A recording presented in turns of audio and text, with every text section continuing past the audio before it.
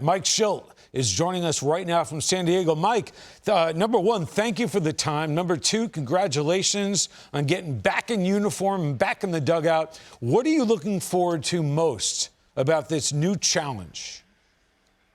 First of all, thanks, guys. Appreciate the kind words. Listen, it's a wonderful franchise with a really, really talented team with a bunch of really good guys that like to play baseball. It's a good baseball town, and I'm excited to be a part of it, and I'm ready to get going. Shildt, Jake Peavy, congratulations, buddy. I couldn't be more fired up for you. What's the message to the team? You show up in spring training. I heard you talk about togetherness and fundamentals. What's the message to the bunch, and how do you go about bringing them together? Thanks, Pete. Appreciate that. Yeah, you know what? It's not rocket science. Otherwise, I couldn't do it. It's just about us playing together, getting after it, having each other's backs, which I don't want to misrepresent. That wasn't the case last year. It just didn't go our way last year for whatever reason. But, we're making sure I'm spending some time with our opinion leaders in this offseason, connecting with them, making sure there's clarity of how we want to do things and letting them take the lead in it and me create the structure and the accountability to it. And then just playing the game right. At the end of the day, you just watch a baseball game regardless of who's playing. The team that throws strikes and the team that executes on offense and plays good defense and makes good decisions consistently wins on the margins and shakes hands a lot of times after the game. So we'll have to pay attention to detail. We'll also enjoy it, man. We got some really fun guys that like to play the game that people like to watch and have some big personality. So I'm super excited to watch and encourage them to be themselves, play with some swagger, play with some enjoyment, and just play the game right, play to win. Mike, Anthony Recker, it was a joy to watch you manage that St. Louis team. My question is, what do you take from your time there? You were very successful. You won a lot of games. You won some postseason games. Didn't get, obviously, to where you wanted to. But what are some of the things you take away from that you can bring to this team, to this roster, to this organization? You've been there for 2 years now. What can you bring to them from that? What lessons have you learned, and how do you expect things to be or maybe end a little bit differently?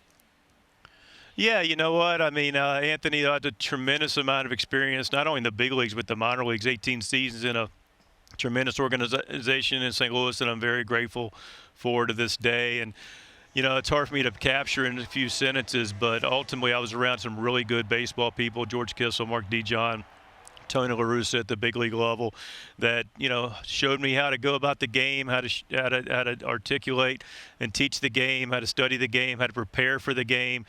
There was a lot of dialogue and a lot of interaction with this group for years and years and years. And then I was really blessed to be around a bunch of high quality, clearly great players over there that also modeled what work looked like and accountability looked like and day-to-day dedication to competition looked like. So, the things I learned and those factors that I alluded to, they just play regardless of level or regardless of stadium. And I welcome the opportunity to work with the staff here to help us be the best version of ourselves and bring a first world championship at some point sooner rather than later to the city of San Diego. I'm sorry I cut you off there. I thought you were done. So you got great fans in San Diego. I was there for the playoffs a year and a little bit ago.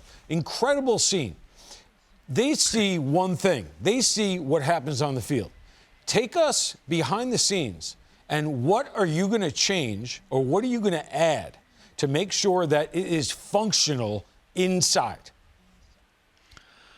Well, I think I know where you're going with that. First of all, our fans are fantastic. This place rocks. This atmosphere is unbelievable. It's loud. It's a party. It's a passionate group that loves their team and loves the baseball. As far as the functionality, I mean, functional teams win. So I don't know. I don't want to get too much in the past or in too great a detail. I do think there was maybe some misrepresentation to the level of dysfunction, but there's clearly, I'm here for a reason. And it's really just about making sure that we concentrate on being together. There's only so much time and energy in the game. Peeve knows this. You guys know it from covering. It's a grind out, day in, day out basis, and you only have so much that you can really put into it. So let's make sure we're doing it towards playing good baseball, doing it together, enjoying each other. Everybody carries the opportunity for us to be a great team together, have each other's proverbial back, and show up and enjoy what we're doing on a consistent basis. Mike, talking about this team and kind of some of the things behind the scenes, but what are the behind the scenes right now for you? What is it going to be like over the next couple of months? You've been with this team for 2 years now. You have a very good idea of what's been happening and where they're at, what these players are like. I'm sure you have your opinions. You're going to obviously, I'm sure, set up a coaching staff in some way to your liking. But what does the rest of your offseason look like to get you prepared and this team prepared for the regular season? Yeah, it's already started. I mean, started some text, with some of the players, and I haven't been able to reach out to all of them, but a lot of our opinion leaders, and plan on visiting guys at their leisure, at their homes, and just sitting down and talking to them, listening to them, working with them, so we can put together things that are people's preferences, and then we can figure out things that are our non-negotiables and things that we want to stick to as a team and hold on to moving forward. And like I said, I'm just excited to do that. So it's it's going to be a busy off-season, exciting off-season. We're going to get all our ducks in a row and get ready for spring training so we can execute everything we talk about in the off-season. And guys are ready to go, and we can just hit the ground running. Shildt, Peeve again, do you foresee all the position players playing the same positions they played this past year? I gave a lot of the guys a leeway. They had changed positions. Xander was in a new city for the first time. There was a lot of variables, and I believe that had an impact. You foresee your team being defensively set, all of them incredibly great athletes and are able to move all over the field, but do you see next year's team looking the same on the defensive side of the ball? Yeah, Peeve, that's the good news. We have a lot of guys that can play multiple positions very well. Demonstrated last year with Toddy going out to a new position and win a platinum gold glove. To his credit, Crony went over and played a really good first base. Kimby bounced around and won a utility gold glove. Some of the things we'll discuss with the players and we'll discuss internally with the front office and our staff and see what provides us the best opportunity to win games. But the good news is we got a bunch of baseball players that play the game and enjoy playing defense and are on point to do so.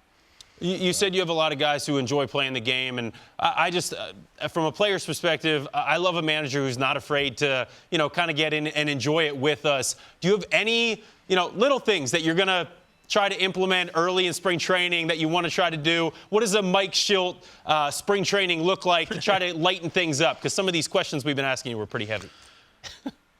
Oh, yeah, man. We want to have some fun with it. I mean, I've got some thoughts, some things I've done in the past. I don't do a lot of singing and dancing, or I don't have like a shtick that I whip out, although I might work on something for the guys and surprise them. But, we'll have some fun with it. We'll enjoy it. We'll be intentional about making sure, because as you guys know, spring training can be long and monotonous. And yeah, we're going to take it serious and we're going to get after it. But we got some really good personalities in our clubhouse, and I'm pretty sure we'll provide some entertainment for us and some levity. Hey, speaking of levity, Thanksgiving plans, what do you got? Well, I'm going to cruise on home tomorrow and, just hang out, spend some time with people I care about, and nothing too crazy. I'll be in Eastern North Carolina, and a lot to be thankful for, that's for sure. That's a long drive, and you do. And congratulations, Mike Shildt, new manager of the Padres. We appreciate your time, and good luck. Yeah, happy Thanksgiving, you and yours. Appreciate your time.